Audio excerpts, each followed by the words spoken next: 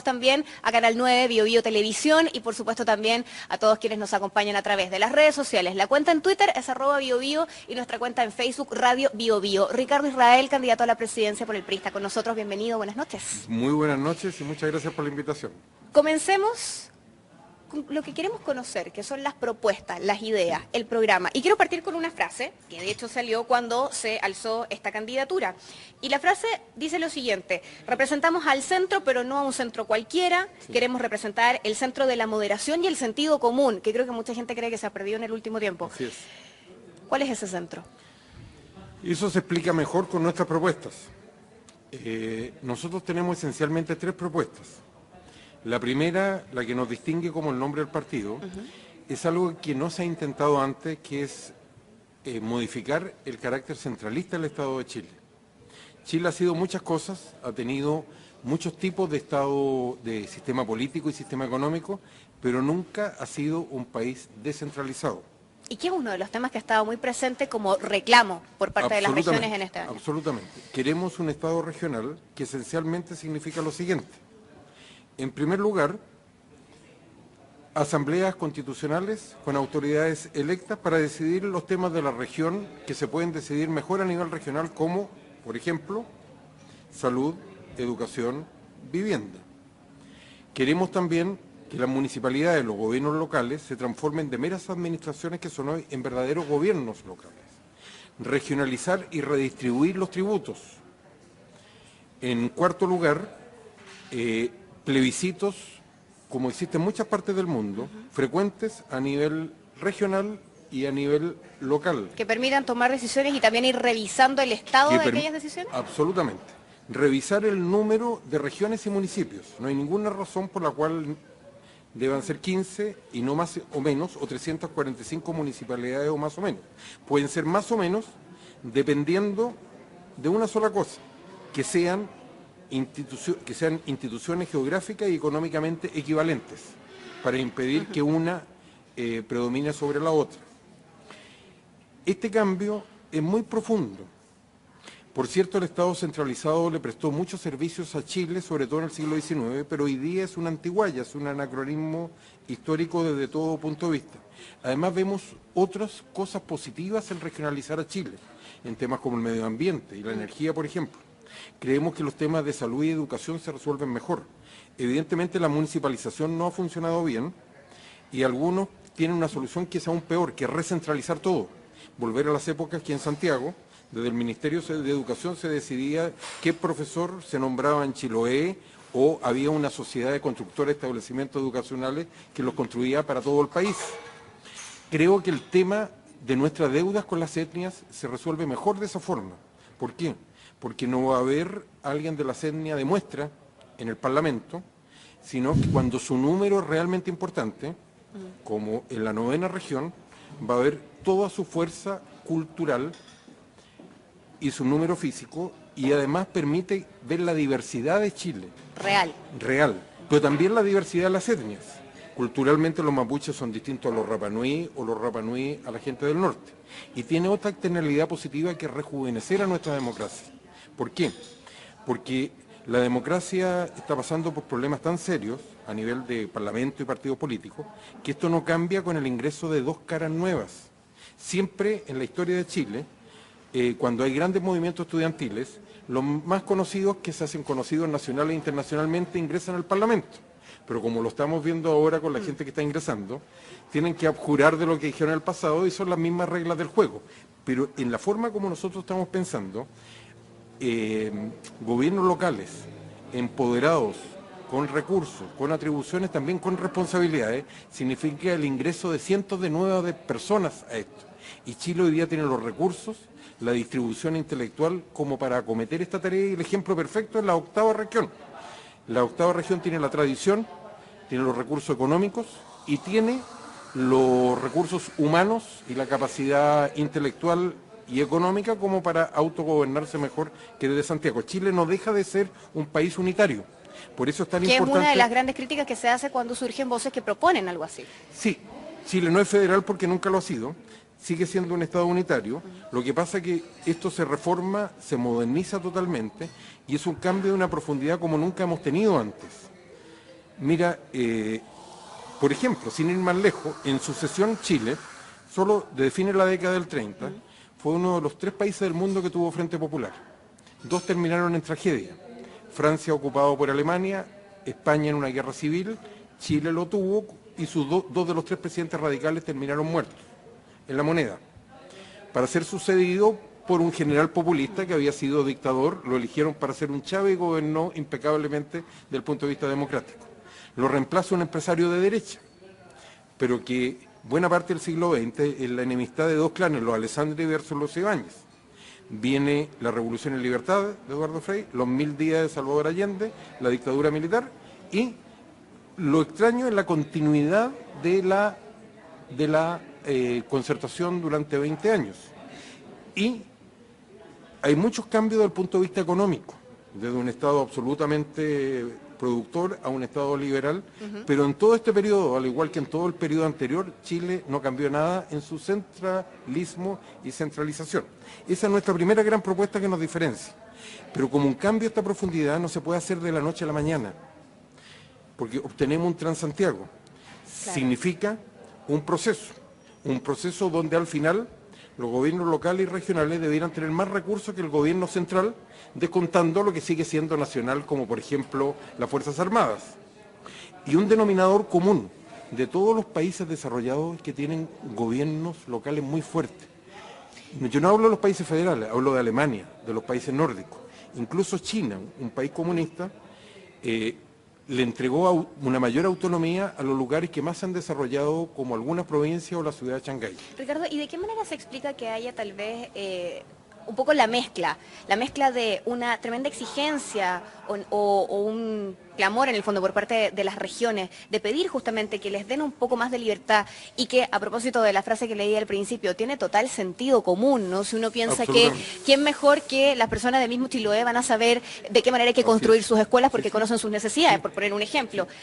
Pero al mismo tiempo ha pasado tanto, como usted mismo nos narra recién, y las cosas no han cambiado. ¿Por qué se genera esta tremenda resistencia? Al mismo tiempo que existe la necesidad de que ocurra. Hay una frase que no ha cambiado de Portales, que decía que en Chile el orden se mantenía por el peso de la noche. Hay toda una tradición centralista que nos lleva desde todo punto de vista y nos conduce hacia allá. Pero lo fundamental para nosotros es una propuesta de sumar gente a un cambio que tiene que ser gradual, pero que va en la dirección correcta, porque hoy día en las regiones se están dando las condiciones. ¿Y a quiénes hay que convencer en el fondo para hacer eso? Hay que cambiar la alteración de poder. Las elecciones en Chile no solo sirven para elegir presidente, sirven para dejar los temas que van a marcar los años siguientes. Pasó con las transformaciones estructurales cuando fue electo Salvador Allende, todavía sobrevive, por ejemplo, la nacionalización del cobre, pasó con la transición a la democracia y los derechos humanos, pasó con los deseos de cambio no satisfechos cuando fue electa Michelle Bachelet en el 2005, que la expectativa era muy semejante entre sus simpatizantes a las que hay hoy, y por lo tanto nosotros pasamos al segundo punto. Nosotros no estamos por una asamblea constituyente, porque eso no es constitucional, y al no ser constitucional nos vamos a pasar varios años discutiendo en los distintos lugares donde esto se debe discutir, Tribunal Constitucional, el Contralor, que seguramente va a declarar ilegal el decreto, inconstitucional, y proponemos un pacto por Chile, que esté centrado en la regionalización, en la educación, en la salud, en la igualdad y en la jubilación. ¿Por qué eso? Porque en educación, puntos de crisis en este momento. Porque queremos reemplazar el pacto que se hizo y que dura hasta el día de hoy, manteniendo el sistema político y el sistema económico que se acordó a fines de los 80, nunca fue transparente, pero dura hasta el día de hoy, y de hecho la concertación más el Partido Comunista y la Alianza son herederos de ese sí y ese no, cuando el mundo ha cambiado. Obviamente nos llevó a la democracia, pero hoy día el mundo ha cambiado y cambió los chilenos. Y el sistema no. Y el sistema no, ni en lo político ni en lo económico. Uno ve en las regiones algo tan absurdo como cuando hay una movilización y lo primero que exigen un ministro o ministra que nunca ha estado en la región. Claro. Porque se dan cuenta que las decisiones allí no se toman. Va a cambiar, como ha cambiado en otros países, cuando las decisiones se tomen allí y tengan la responsabilidad. Pasó con Aysén y fue una cosa muy, un símbolo en el fondo, Por que supuesto, tuvieron que viajar a Santiago también. Por eso nosotros queremos ser consecuentes como partido regionalista y nuestra campaña parte este viernes, el viernes 9, en Coyhaique. Luego vamos al extremo norte. El lanzamiento de nuestro programa educacional se va a hacer en el liceo donde yo estudié. Yo soy de escuela pública, el Liceo de Hombres de Los Ángeles y Universidad de Chile. Toda mi vida, nací en un hospital público, ha sido con el sector público y por lo tanto lo lógico es que lo haga en el liceo donde estudié y del cual tengo muy buenos recuerdos. Ahora, en ese pacto nosotros queremos reemplazar por estos temas sociales los temas políticos que predominaron en la transición a la democracia. ¿Por qué hablamos de salud y educación? Si uno se fija, las movilizaciones estudiantiles vienen desde hace años, con los pingüinos. Si uno ve el tema de la salud, hay un fallo del Tribunal Constitucional y hay cortes de apelaciones colapsadas a través de todo el país con miles de recursos y nada ha cambiado, porque no hay un acuerdo político. Cuando hablamos de jubilaciones, nosotros hablamos de un tema que ya es demasiado tarde para arreglarlo por la vieja disyuntiva entre público y privado, y aunque uno pueda pensar que así como existe un Banco del Estado, debe existir una AFP estatal. Un Banco del Estado, por cierto, con todos los problemas que tenía. Y ese es exactamente el problema, que no soluciona el problema de fondo de las jubilaciones. Y el problema de fondo es que los chilenos vivimos 15 a 20 años más y por lo tanto se necesita un gran acuerdo nacional, al igual que la igualdad. Los países nórdicos son países donde se promueve la igualdad a todo nivel, son países ricos. Pero la igualdad no es un subproducto del desarrollo económico o del altísimo nivel educacional. Es un objetivo a ser seguido por todas las autoridades y por todas las políticas públicas, Ricardo, a todo nivel. ¿Usted cree que en Chile existe un nivel de, por ejemplo, cada vez que hablamos de la descripción de la sociedad chilena, tal vez no es su mirada, pero en la mirada de muchos resalta esto de la solidaridad chilena? ¿Al grado, por ejemplo, existirá eso de estar dispuesto a pagar más, justamente, impuestos para poder repartir de una mejor manera la riqueza? El problema es que hace el Estado por uno. Cuando yo estudiaba en Inglaterra, me iba a trabajar los veranos, al igual que muchos estudiantes, a Suecia, ¿ya? Porque pagaban mucho más. Y lo habitual en los países desarrollados es que a no ser que el padre sea riquísimo, uno trabaje y estudie al mismo tiempo. Entonces, ¿qué hice allá? Trabajé recolector de basura, trabajé en una panadería, hice limpieza en el Instituto Karolinska, donde entregan el Premio Nobel de Medicina, y donde estuvo Gladys Marín, y muchas actividades de ese tipo. A veces me juntaban varios trabajos al mismo tiempo. Y era fácil trabajar 2 jornadas, porque a los suecos no les convenía, porque entraban a un esquema donde pagaban mucho más impuestos. Pero ¿qué ocurre en esos países? Que una vez que usted paga impuestos, todo el dinero que le queda es en el bolsillo. Aquí hay mucha gente, sobre todo de clase media, que no pueden hacer ninguna martingala como la hacen los más ricos de Chile, que no reciben subsidio, y eso lo vemos cada vez que hay una inundación. Eso lo vemos con la tercera edad de clase media, que tiene que vender la casa porque no puede seguir pagando las contribuciones. Exacto. Después de que usted ha pagado todos sus impuestos, tiene que pagar seguridad, educación, salud. Entonces no es comparable el ejemplo, pero en general yo pienso que no somos un país solidario, somos un país de ocasiones. Lo que somos es un país que tiene su mayor pecado social en el clasismo, y eso se ve a todo nivel. La tercera propuesta nuestra... Ricardo, ¿sí? ¿Nos dice la tercera propuesta en el próximo bloque? Con mucho gusto. Hacemos una pausa. Ricardo Israel nos acompaña, candidato a la presidencia por el PRI. Volvemos con más en el próximo bloque. Estamos de regreso con más, nos acompañan en esta mesa de diálogo. Ustedes a través de las redes sociales, @BioBio es nuestra cuenta en Twitter y el Facebook Radio BioBio, por supuesto también todos quienes nos ven a través del canal 9, BioBio Televisión, y también quienes a través de biobiochile.cl y .tv están viéndonos. Ricardo Israel nos acompaña, el Partido Regionalista de los Independientes está presente a través de esta candidatura que ha sido sorpresa, me decía. Sí, lo que pasa es que al partido le ocurrió lo siguiente. Es un partido constituido a nivel nacional. Ya. Nosotros les podemos garantizar a los chilenos que vamos a estar en la papeleta porque no depende de firmas, estamos constituidos en las 15 regiones y después de los partidos, junto con los partidos de la Concertación, la Alianza y el Partido Comunista, somos los únicos que estamos en las 15 regiones. Es la tercera fuerza electoral, nosotros hemos tenido más votos que el Partido Comunista, que el Partido Radical y que el PRO, alrededor del 8%. Y lo que le ocurrió a este partido, que su líder murió, el ex senador Adolfo Saldívar. De ahí se tuvieron que organizar, hacer un programa, y el año pasado, o en enero, habían decidido que el tema presidencial lo iban a ver solo después de las primarias. Ahora, ¿de dónde vienen los míos? Como todas las cosas de la vida es casualidad. Yo hasta hace 2 meses era integrante del Tribunal Constitucional, donde existe la sana costumbre que somos designados por un periodo de tiempo y después nos vamos para la casa. Claro. Y a mí, y mientras estaba en el Tribunal Constitucional, obviamente no podía tener contacto con nadie, y a mí me invitaron a una charla. Los cambios que es necesario hacerle, y que son muchos y muchos. Evidentemente necesitamos una nueva Constitución. Lo único que no estamos de acuerdo con el procedimiento... Con el sistema que no sea a través de la vía institucional. Que no sea la vía institucional, porque no nos conduce a ninguna parte. Porque es un tema, y esto yo lo agradezco, rara vez uno tiene la posibilidad de que le ofrezcan una candidatura presidencial para hablar de los temas que uno habla diariamente. A mí me tocó crear en la Universidad del Instituto Chileno de Estudios Municipales, que se dedica nada más a gobierno local, y me toca editar la revista iberoamericana sobre el tema. Entonces siempre he estado metido en estos temas. Y esa es una oportunidad que yo la valoro enormemente, tener una franja para hablar de los temas que uno le habla a los alumnos y a poca gente más. Absolutamente convencido.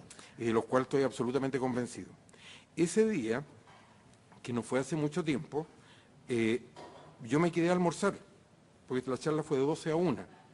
Y a la hora del café me levanté, y de las mesas, hasta el día de hoy, pienso que, más en broma que en serio, empezaron a gritar el se siente... Ricardo, presidente, decían ya. Yo incluso le di la explicación al presidente del partido, que era alguien a quien no conocía, porque fue algo totalmente espontáneo y nunca me lo tomé en serio. De hecho, no se lo conté a nadie. La primera explicación se la tuve que dar a mi señora cuando apareció la fotito en el Mercurio, que a mi señora no le gustan mucho estas cosas, y se la tuve que dar cuando apareció la fotito en el Mercurio que se estaba comentando mi nombre. Y después de las primarias, la directiva preguntó si podía proponer mi nombre, porque había un consejo general convocado, y ahí fui designado candidato presidencial. Pero yo te estaba hablando de nuestra propuesta. La tercera propuesta, sí. La primera es regionalizar Chile, el gran cambio histórico. La segunda, el gran pacto. Y la tercera es cambiar al Estado subsidiario por un Estado protector, al menos en 2 materias. La infancia y la adolescencia, donde Chile no cumple con ninguno de los tratados internacionales que ha firmado. Estado subsidiario, que en el fondo implica que una vez que los privados no pueden hacerlo, puede entrar el Estado, que es lo que tenemos ahora. Aquí el Estado interviene activamente. Exacto. Y junto con la infancia y la adolescencia, la tercera edad, donde no hay políticas públicas. De hecho, hay candidatos que tienen la fortuna de que son apoyados por sus partidos, o siguen, o tienen fortuna personal, o son apoyados. La fortuna, literalmente. Literalmente. Yo voy a seguir trabajando en mi responsabilidad de docente este periodo, porque hay que seguir alimentando a la familia. Claro. Así que, tercero, preocuparse preferentemente de los niños, de los jóvenes y de la tercera edad. ¿Por qué? Porque en Chile hay un cambio que lo sabemos desde 1992, demográfico, donde se ha legislado mal, porque en estos años todavía no tenemos un gran hospital geriátrico, todavía está peleando Providencia con el Ministerio de Educación, y lo peor, que se han construido en estos periodos hospitales sin pabellones geriátricos o con pabellones pequeños. Además, los centros de salud familiar o los centros asistenciales tampoco tienen geriatras. No tienen. ¿Por qué? Porque un Estado subsidiario deja que la familia se preocupe de este problema, o la caridad. Claro. Y hoy día las familias son mucho más pequeñas, viven en lugares donde no pueden acomodar, viven en lugares mucho más pequeños. Y en segundo lugar, está el tema de que la caridad, el año pasado ya el Hogar de Cristo y la Fundación La Rosa dijeron que no podían copar con la magnitud del problema, porque son una condición, y uno ve que no están las políticas públicas que sí tienen países como Estados Unidos y Europa, que han sufrido. Qué bueno que existen esos lugares, pero debiera ser una primera responsabilidad del Estado. Y eso nos lleva no solo a intentar, debe ser la principal responsabilidad, porque hay 2 temas que hay que tener presentes. Uno, que esto no se soluciona ni con inmigración en una generación. Y segundo, que nosotros necesitamos ponernos de acuerdo porque empezó algo que ha ocurrido muchas veces en la historia de Chile. Hemos tenido años muy buenos gracias a los chinos y el precio del cobre. Hemos pasado sin mayores zozobra la crisis norteamericana y la crisis europea, pero lo de los chinos nos afecta. Chile exporta muchas cosas. No nos damos cuenta, pero nuestro país es el cuarto usuario mundial del Canal de Panamá. No nos damos cuenta de eso, pero seguimos viviendo, al igual que toda nuestra vida, del cobre. Claro. De hecho, Codelco, y sin proceso, exportando materias primas. Absolutamente. Claro. Si baja el precio del cobre, Codelco no podría seguir exportando Chuquicamata, tendría que seguir con sus planes de cerrar El Salvador. Y sin un precio del cobre alto, simplemente no se pueden cumplir con las promesas. Entonces, todo eso nos lleva a la tercera propuesta, y de ahí enganchamos con lo cuarto, que es lo primero que decías tú. Nos definimos sin complejos, como un partido pro clase media, y los cambios son tan profundos que necesitan acumular la mayor cantidad de fuerza y la mayor moderación. Un cambio donde una mayoría en Chile, como lo ha sido un sector, se lo imponga a una minoría tan poderosa como la que existe en Chile, no augura nada bueno. Y el tema de fondo es que si no llegamos a esos acuerdos, la realidad se nos va a imponer, y por lo tanto nuestro camino es de clase media. Y proponemos hacia el futuro la formación de una federación de partidos de centro, porque hoy día el centro está subrepresentado, no solo con lo que le ocurrió al Partido Radical, sino que la democracia cristiana tuvo su peor votación en las primarias desde que existe como partido. Pero parece, perdón, Ricardo, ¿sí?, que todos tienen mucho miedo a los extremos, porque uno escucha hablar de los centros a diario, claro, en el fondo, en el tono de los políticos en general, de la centro derecha, de la centro izquierda, de todo muy, claro, muy centralizado. Claro, ¿es que posible? Son centros truchos, porque por algo se habla de, claro, centro izquierda y de centro derecha. El centro no está representado hoy día. Claro. Y el último ejemplo lo vimos en el éxito que tuvo el Partido Comunista, con dos personas lo suficientemente sólidas que lo más probable es que sean diputados, y una democracia cristiana que eligió a personas que no hay ninguna seguridad que vayan a ser diputados elegidos. Claro, los dos candidatos comunistas evidentemente son muy sólidos y van a ser electos. Entonces, lo que queremos es, sin complejo, un partido de centro e invitar a otros, porque entendemos que después de esta elección, gane quien gane, los problemas de la alianza, el antiguo sí, son tales, y con un RN que le han pegado en la cabeza, en las piernas, en el cuerpo, en el suelo, por todas partes, y por el otro lado, si no estuviera doña Michelle Bachelet, los mismos problemas se plantearían en la coalición, y no es raro que eso sea, si lo extraño es que hayan sobrevivido tanto tiempo cuando la historia de la derecha, o incluso la alianza entre el Partido Comunista y el Partido Radical, perdón, entre el Partido Comunista y Socialista, han estado más años separados que años juntos. Y ha sido siempre tan tormentosa como lo fue la de la UDI, y aún más, fue aún más tormentosa bajo la Unidad Popular, socialistas con comunistas, de lo que ha sido la UDI y RN en este gobierno. Entonces, queremos que la gente que vote esté informada.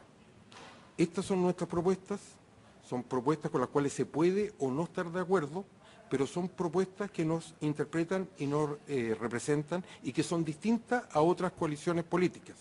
Conversamos con Ricardo Israel, candidato a la presidencia por el PRI. Regresamos con más en el próximo bloque. Hemos conocido las propuestas, queremos conocer un poco más al candidato. No se vayan. Estamos de vuelta con más. Este es el tercer y último bloque, eso sí, de Mesa de Diálogo. Seguimos desde la Confitería Torres. Ricardo Israel, candidato a la presidencia por el Partido Regionalista de los Independientes, nos acompaña. Y decíamos, hemos conocido las propuestas, queremos conocer un poco más al candidato. Un candidato que es profesor, sí, que está haciendo clases, que es docente. ¿Cuál es su mirada de la educación hoy día? Considerando que es un tremendo tema sumamente amplio, pero tratando de acotarlo para poder abordar varias cosas. Para acotarlo, yo creo que se necesita, como hijo de la educación pública, un gran esfuerzo para elevar los niveles de la educación pública. Cuando yo estudié había mucho menos estudiantes, pero yo estoy tan agradecido del liceo de cosas como la siguiente.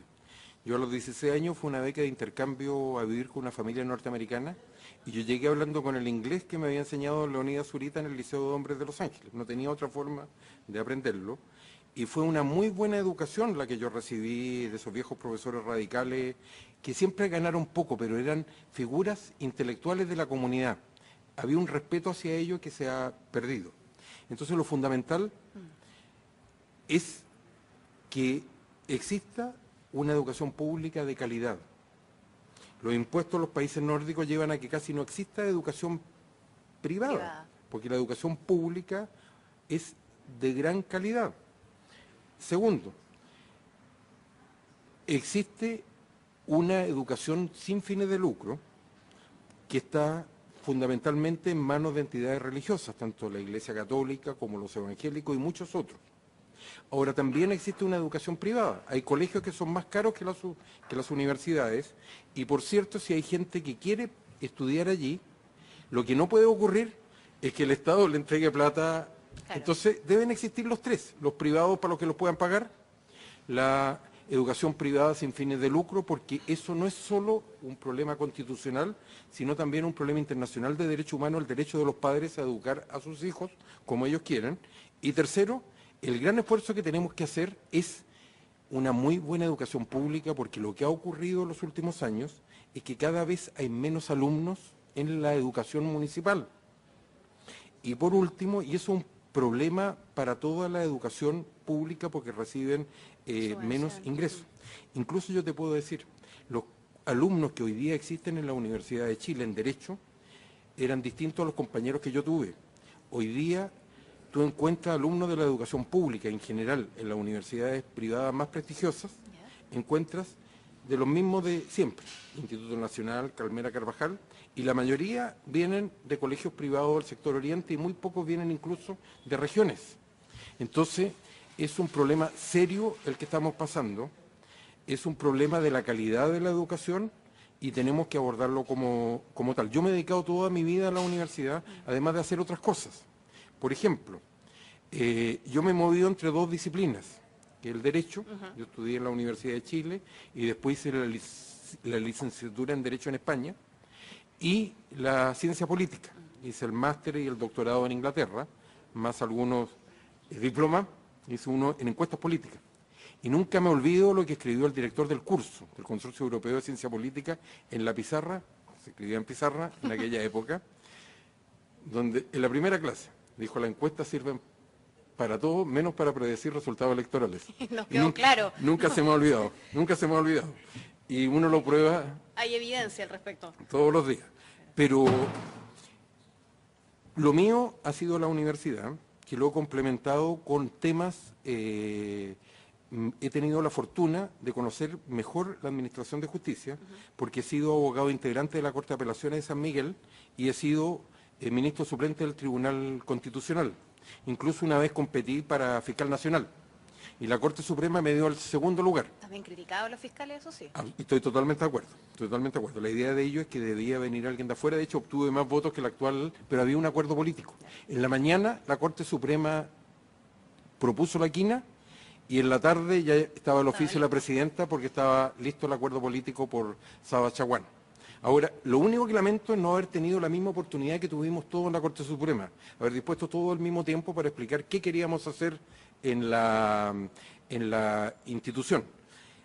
Como ciencia política me tocó presidir un comité de la Asociación Mundial o Internacional de Ciencia Política, que es el Comité de Fuerzas Armadas, que es uno de los más grandes, Fuerzas Armadas y Sociedad, que ve, entre otras cosas, el tema de la delincuencia y estas bandas transnacionales organizadas, porque hay muchos países, y felizmente Chile no, que militarizan, dado los niveles del peligro de la delincuencia, que tanto corroe a la democracia.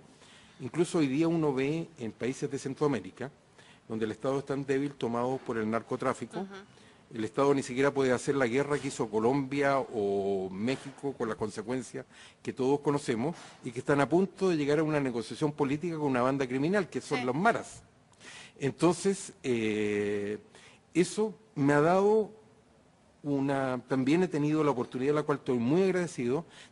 Yo alcancé a estar 20 años en los medios de comunicación haciendo comentarios en matinales, teniendo programas políticos y en dos radios que desaparecieron, Radio Chilena y Radio Minería, que me tocó hacer comentarios, incluso para que uno vea los progresos de Chile. Me tocó tener uno de los primeros programas de micrófono abierto y había mucho temor con auditores. Y había mucho temor en esa época porque las radios eran responsables y hoy día uno lo ve a todo nivel y no pasa absolutamente nada. Ricardo, y como abogado, como analista, también político, estamos a poco de que se cumplan 40 años del golpe. Sí, ¿Cuál es su mirada frente, no solamente al hecho en sí, sí. sino a cómo anda la memoria chilena? Primero, quiero contar algo para que vean que uno no es en nada absolutamente imparcial. Mi familia se tuvo que exiliar del país. Mis padres nunca regresaron y un hermano salió tan pequeño que en Estados Unidos ejerce la profesión de abogado y no tiene cómo regresar. Yo pasé por un consejo de guerra y incluso hoy día eso no daría ni para curado porque simplemente en una redada uno lo detuvieron y terminó en un consejo de guerra. Pero uno recuerda la parte positiva, que uno fue a parar a la cárcel y no al Estadio Nacional. Y de hecho, también violaciones de los derechos, aunque muy distintas, se pueden dar en el sistema democrático. A mí de la Universidad de Chile, que es mi alma mater, me echaron aplicando la ley Federici después de haber competido para la rectoría de la universidad a los pocos meses. Y el caso llegó ante la ante la Comisión Interamericana de Derechos Humanos. Primera vez que aceptaban un caso académico, como también primera vez que me tocó los mismos años en que estuvo la Karen Atala. Y fuimos a varias audiencias orales en que primera vez que aceptaban un caso académico que obviamente puede pasar por un despido común y corriente, y ella que ganó su caso porque Sí. el Estado de Chile, uno no lo hace contra una institución, lo hace contra el Estado de Chile. Y el argumento del Estado de Chile es que la universidad era absolutamente independiente. Entonces quiero partir por eso. Creo que lo que me ha ayudado mucho es a entender lo que ocurrió a través de dos libros. Un libro que fue publicado en inglés sobre el gobierno de la Unidad Popular. Tuve la oportunidad de ser de los primeros que tuvo acceso a la desclasificación de la comisión investigadora que tuvo el Senado norteamericano sobre la injerencia de la CIA, y de ahí salió un libro.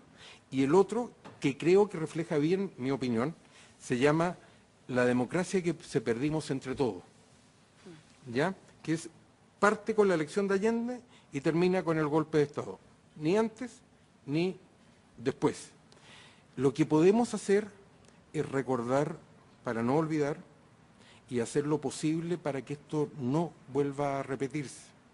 En algunas cosas ello significa un cambio de la Constitución. Nuestra Constitución ha tenido muchos cambios, pero nada en lo político. Y en lo político está diseñada pensando en que no se repita la situación del 73, que no tiene nada que ver. Hoy día, más que estar amenazada por un golpe de Estado, está amenazada por la muy mala opinión que tienen los chilenos. La ciudadanía sobre, claro. Fíjate, cuando vino el golpe de Estado en Chile, había un país que era todo lo contrario, que era una democracia, donde habían dos fuerzas políticas muy importantes, lleno de recursos. Ese país se llama Venezuela.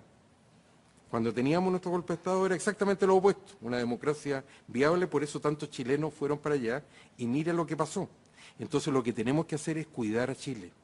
Y se cuida a Chile, nada justifica la crispación que tenemos. Chile ha cambiado y hay dos sectores que se han quedado muy atrás. Las Cortes de Justicia se han adaptado muy bien. Aplican, por ejemplo, el convenio 169, que es ley de Chile, exactamente como debe ser. Consulta, y si no hay consulta, no pasa. Y segundo, los sectores empresariales. Fíjate, cuando hablamos del medio ambiente o de la energía, un país rico como Noruega tiene petróleo y el nivel de vida más alto del mundo, pero casi el 90% de su matriz energética viene de la hidroelectricidad. ¿Por qué? Porque los noruegos, antes de contaminar y antes de presentar cualquier proyecto, las empresas llegan con un acuerdo con la comunidad a la cual van a beneficiar, porque simplemente no se puede meter 500.000 de chanchos donde viven 6.000 personas. A propósito del sentido común. A propósito del sentido común, el alcalde de San José de la Mariquina me dice que Celco paga 20.000 pesos de patente, menos que un kiosco en la esquina, y tú ves la externalidad de la contaminación. Son cosas absurdas que en la regionalización las empresas tienen que pagar donde tienen la faena productiva. Entonces, los empresarios, los políticos se han quedado atrás, pero debemos cuidar a Chile Y a veces eso se puede hacer sin necesidad de grandes cambios, como lo ha demostrado el Contralor y la Contraloría, que sin ningún cambio legal ha adaptado la Contraloría, donde acude hoy día la gente a reclamar y a protestar y no va al Parlamento, porque encuentra ahí la respuesta y el oído que no están dando los políticos. Entonces, es el gran desafío que tenemos todos como país. Ricardo Israel ha estado junto a nosotros en esta mesa de diálogo, se nos acaba el tiempo, podríamos seguir conversando. Muchas gracias.